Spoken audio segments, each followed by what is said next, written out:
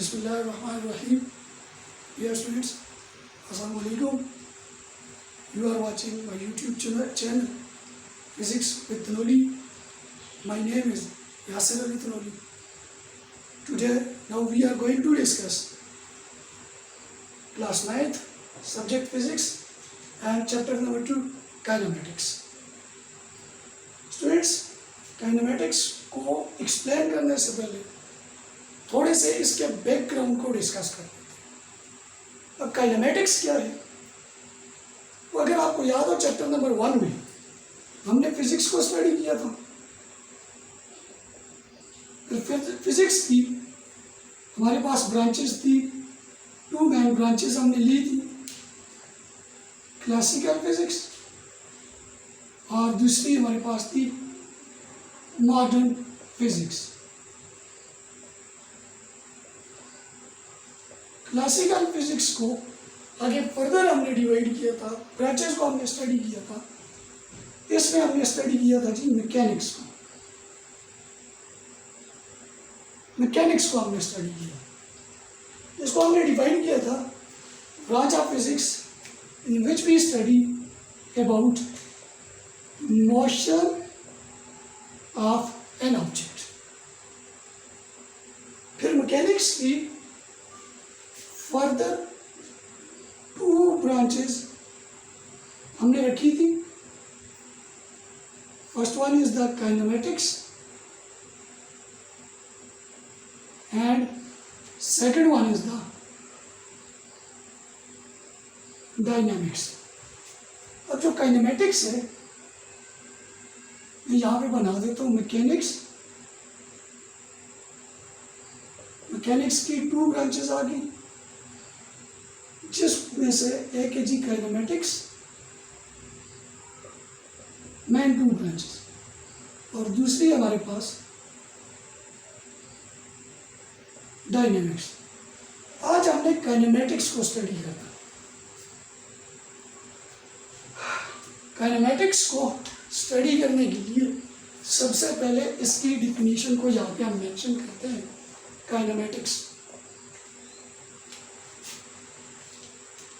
branch of physics in which we study about branch of mechanics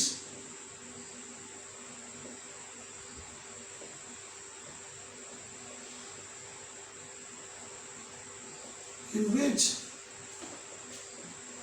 study about motion and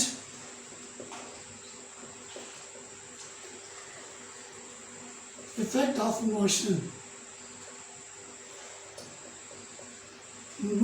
के effect को study करते हैं।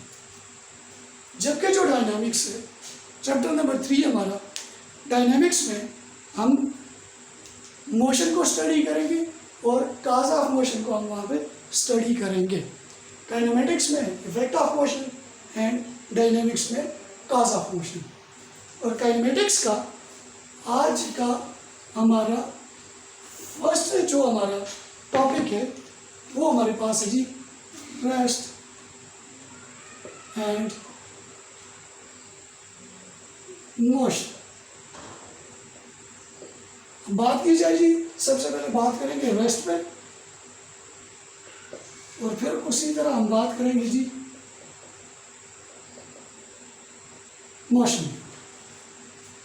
अब rest क्या होता है और मोशन क्या होता है? रेस्ट के लिए एक सिंपल है, ये बोर्ड है यहाँ पे सामने लगा हुआ है। एक जगह से दूसरी जगह ये मूव करके नहीं जा रहा, तो हम ये कहते हैं ये बोर्ड जो है ये हमारे पास रेस्ट में। क्लास में जिस टाइम पे हमारी रिसर्च होती है, हमारे बैग्स, हमारी चेयर्स, हमारी बुक्स हम जहाँ पे छोड़ के जाते हैं वापस आते हैं उसी हालत में होती हैं। तो हम ये कहते हैं कि हमारी जो बुक्स हैं, हमारे जो बैग्स हैं, हमारी चेयर्स जो हैं, तो वो हमारे पास रेस्ट की कंडीशन में है। हम जिस टाइम पे बैठे होते हैं तो हम रेस्ट में होते हैं। जब चल के जा रहे होते हैं तो हम ये कहते हैं हम मोशन में। तो ये रेस्ट और मोशन बेसिकली हम इनको फिजिक्स में किस तरह डिफाइन करते हैं। पहले हमने ये कहा जिस टाइम पे कोई भी ऑब्जेक्ट, फॉर एग्जांपल चेयर, अपनी पोजीशन को चेंज नहीं करती तो हम कहते हैं चेयर जो है वो रेस्ट में। बुक अपनी पोजीशन को चेंज नहीं करता, हम ये कहते हैं कि बुक जो है वो हमारे पास रेस्ट में है। टेबल अपनी पोजीशन को चेंज नहीं करती तो हम ये कहते हैं टेबल हमारे पास रेस्ट में है। तो फिर हम इस तरह डिफाइन करते हैं, पहले हमने इस तरह डिफाइन किया था, if a body does not changes its position is known as rest. और मोशन के लिए हमने ये कहा if a body changes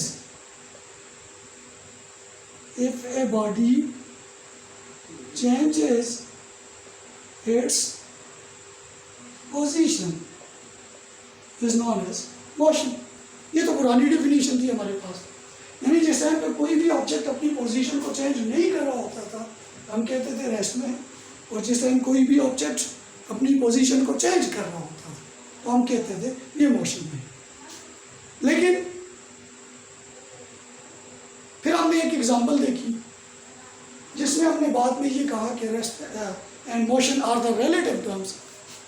उसको सामने रख के थोड़ी सी डिफिनीशन को हमने एडवांस कर लिया, थोड़ी सी डिफिनीशन को हमने चेंज कर लिया, कुछ चीज़ें इसमें ऐड कर। फॉर एग्जांपल रोड की साइड पे खड़े होते हैं तो हमारे पास से एक गाड़ी गुजर के जाती है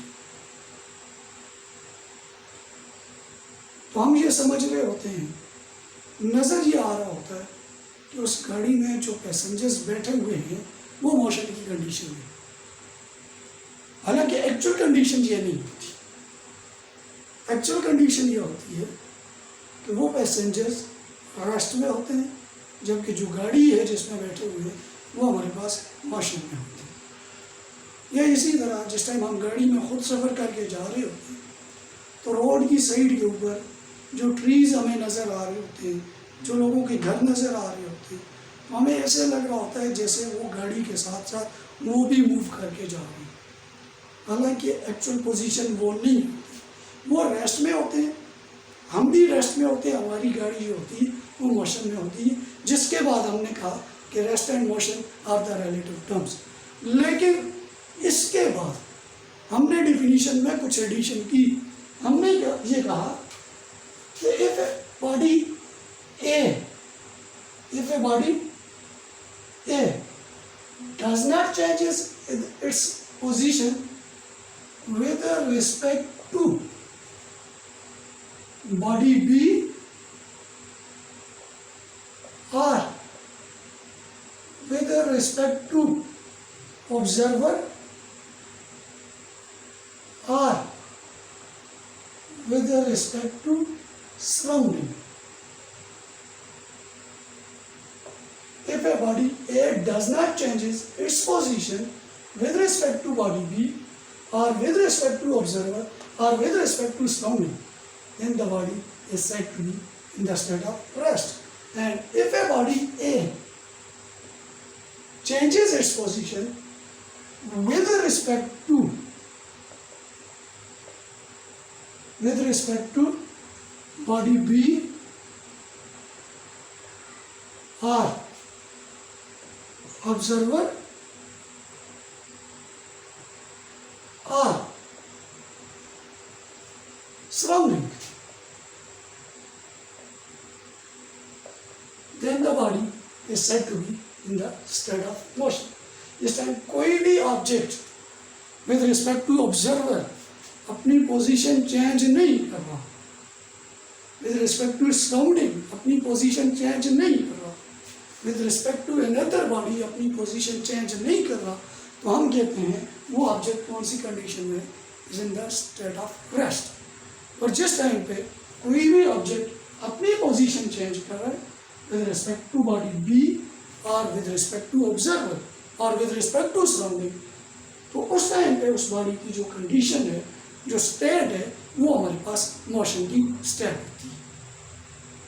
रेस्ट में बहुत सी एग्जांपल्स हैं आपके पास और मोशन में भी आपके पास बहुत सी एग्जांपल्स हैं, लेकिन ये बात याद रखनी है, rest and motion are the relative terms. दोनों आपके पास रिलेटिव है। और सेकेंडली यहाँ पे एक बात और भी बता दूँ, यूनिवर्स में हमारे पास जितने भी ऑब्जेक्ट्स हैं वो मोशन में है, रेस्ट में नहीं। मैं एग्जांपल देता हूँ, हमारी अर्थ रोटेट कर रही है, जबकि उसके ऊपर पड़ी हुई चेयर जो है वो रेस्ट में है। गिलास में पानी फोर्स लगाते हैं, गिलास की बॉडी इफेक्ट होता है उसमें, वो रोटेट करती हुई नजर आ रही होती है, जबकि उसमें जो वाटर के मॉलिक्यूल्स होते हैं वो हमें नजर नहीं आ रहे होते, रोटेट करते, मूव करते हुए, अपनी पोजीशन चेंज करते हुए, वो हमें नजर नहीं आ रहे होते। एक्चुअली देखा जाए हर ऑब्जेक्ट जो है वो मोशन में है, पर basic difference between rest and motion is that rest, if a body does not change its position with respect to observer or surrounding, अपनी पोजीशन, अपनी लोकेशन, और हमें ये भी देखना होगा कि फिजिक्स में हम पोजीशन को किस तरह डिफाइन कर रहे होते हैं। बेसिकली जो पोजीशन है वो हमारे पास रेफरेंस पॉइंट होता है, एक लोकेशन होती है। आप क्लास में एग्जांपल देते हैं कि फलां बच्चे की पोजीशन कितनी है, आप कहते हैं कि first position in the class, फिर आप कहते हैं first position in the school. Test में कितने मार्क्स हैं, उसकी पोजीशन क्या है। बच्चे मुझे अवार्ड लिस्ट बना के दे दें बच्चों के टेस्ट के मार्क्स की पोजीशन के अकॉर्डिंग। एक ये है कि रोल नंबर्स के अकॉर्डिंग आप बना के दे रहे होते कि रोल नंबर 1 है उसके 0 मार्क्स है, रोल नंबर 2 है उसके 10 है, रोल नंबर 3 है उसके 8 मार्क्स। तो उसमें तरतीब सी हमारे पास हमने पोजीशन लोकेशन डिसाइड नहीं की, लेकिन जिस टाइम मैं ये कहता हूँ कि मुझे with respect to position award list बना के दें, तो आप क्या करेंगे 10 आउट ऑफ 10। कौन कौन से बच्चे हैं जिनकी फर्स्ट पोजीशन बन रही है, कितने बच्चे हैं जिनकी सेकंड पोजीशन बन रही है, कौन सा बच्चा है जिसकी थर्ड बन रही है, फोर्थ बन रही है, यानी एक लोकेशन, एक रेफरेंस पॉइंट आप सेट कर देते हैं। तो with respect to position changes its position, यानी अपनी लोकेशन को, अपने पॉइंट को, अपनी रेफरेंस को चेंज कर रहे होते हैं। पहले बुक यहाँ पे पड़ी हुई थी, मार्कर पहले यहाँ पे पड़ा हुआ था, रेस्ट में था, अब यहाँ से नीचे गिरता है, ये नीचे गिर के यहाँ पे आ जाता है। अब उसकी पोजीशन चेंज हुई, और कहाँ से चेंज हुई, यहाँ से चेंज होके यहाँ पे आ गई। ये जो पोजीशन चेंज हो रही है यहाँ से लेके यहाँ तक, किसके लिहाज से, विद रिस्पेक्ट टू ऑब्जर्वर, आपके लिहाज से। आप ये देख रहे हैं मार्कर पहले यहाँ पे था, इसकी पोजीशन ये थी, अब ये ड्यू टू ग्रेविटी यहाँ पे आ रहा है, नीचे गिर रहा है, पोजीशन इसकी यहाँ से चेंज होगी वहाँ पे जा रही है। तो इसलिए हम कहते हैं चेंजेस इट्स पोजीशन और does not changes its position. Rest ये है यहाँ पे पड़ा हुआ है, यहाँ पे मौजूद है।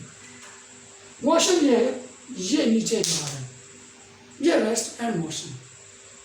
इसके बाद हमने टाइप्स ऑफ मोशन पे बात करनी है, नेक्स्ट लेक्चर में इंशाल्लाह टाइप्स ऑफ मोशन पे बात करें। Thank you.